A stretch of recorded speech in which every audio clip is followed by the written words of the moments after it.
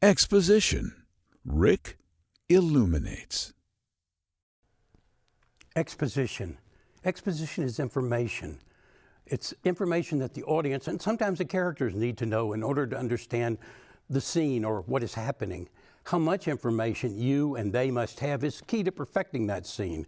I like to think of exposition as kind of a broadcast of a sporting event. Usually there are two analysts in the booth. One is the play-by-play announcer who describes what is happening on the field from moment to moment. And the other announcer is an analyst. He or she provides background, interesting stories, information about certain plays and strategy. That's a good way to approach exposition. Much of it will be play-by-play, but by adding that little bit more to give your reader an inside scoop, you make the scene that much more interesting and cause the reader to become that much more involved. Information in a movie, of course, is what we see and what we hear. So let's look at what we see. We see historical time, we see place, we see time of day or the light or darkness in an area. We see characters, we see clothes, we see camera angles, and all the objects in the scene and where they are placed. Now, historical time, which many people indicate in their first or second slug line, is sometimes many writers assume that the reader can guess simply by telling the story. But ask yourself, how? I remember reading a script for a contest, and except for some of the quirky clothes which were briefly described, and the strange dialogue, I thought the story took place in present day. A dozen pages in, the writer lets me know it's the 12th century. Needless to say, the grade for that script wasn't all that impressive. If it's not in a contemporary time, if it were in the past or the future, you need to clearly tell the reader that from the beginning. Place or location, that should be in the slug line, but you might want to use the next paragraph or two to add a bit more detail. Give it the importance, if it is important, because the slug line itself can't do that. Time of day.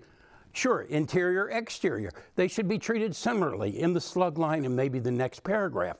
When a new character enters a story, the audience or reader needs to know something about them to make that character three-dimensional. Regarding camera angles, let's keep it simple. Don't do it. Don't use them. Don't write in camera angles or camera directions of any kind. You are not the cinematographer or the director, and you have to trust me, these folks don't want you doing their job. The objects in a scene may not seem all that important. The French, though, they have a theory called mise en scène. That's what is critical in the scene is not the plot or characters or action, but what we see and where it's placed. How this is usually the job of the director or the set or the art department, you may add a few items in your screenplay to help with that. In general, however, don't overload the reader on details. Many of these factors, as a writer, you can't control. Your job is to convey the scene as you envision it and hope the filmmakers come as close to portraying your view as possible. So next, what do we hear? Well, we hear dialogue, we hear narration, we hear voiceover, we hear music and sound effects. Sometimes there are off-screen noises. If, for instance, you're in a big city, we might hear sirens and cars and trucks and buses.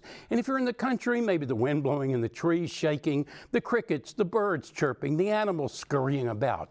In the suburbs, you might hear lawnmowers or garbage trucks, delivery, or vans.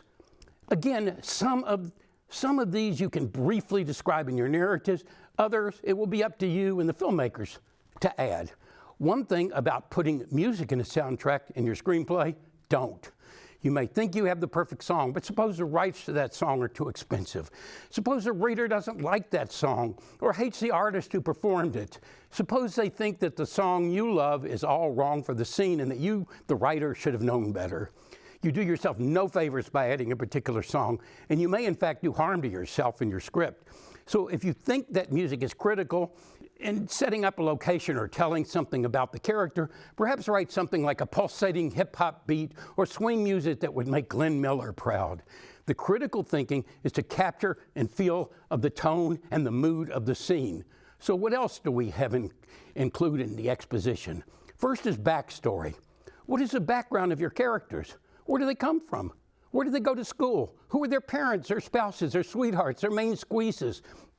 What is their work? What is their politics? What is their outlook on life? Obviously, you can't reveal all this at once. A little at a time is best. It helps the reader and or the other characters to understand who the characters are and what makes them tick. Locale. Where does the scene happen? Where does the story happen? Having things happen in Washington, D.C. sets a much different tone from Los Angeles, which is a different world altogether from Kansas. So location, location, location becomes a point of information, and it shapes your story, your characters, how the reader or audience relates to the plot and the characters.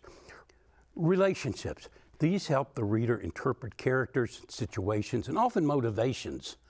Your characters, relatives, friends, and love interests, or exes, or even casual acquaintances provide vital clues that help the audience become more involved and care what happens to these people. Time, and not just the historical time period like we discussed earlier. The time of day, the season, and even the weather can affect how the reader or audience perceives the entire situation. Exposition is like good seasoning in food. It must be sprinkled in carefully, a little at a time, and it needs to be subtle, but it still must be there, because without it, you have a dull, tasteless meal. And without it carefully written into your screenplay, you'll have a bland, banal, and boring 100-plus pages that does not meet our present needs. So pay close attention to exposition. If you used properly, it can be a few words and descriptions that make your script go from good to wow.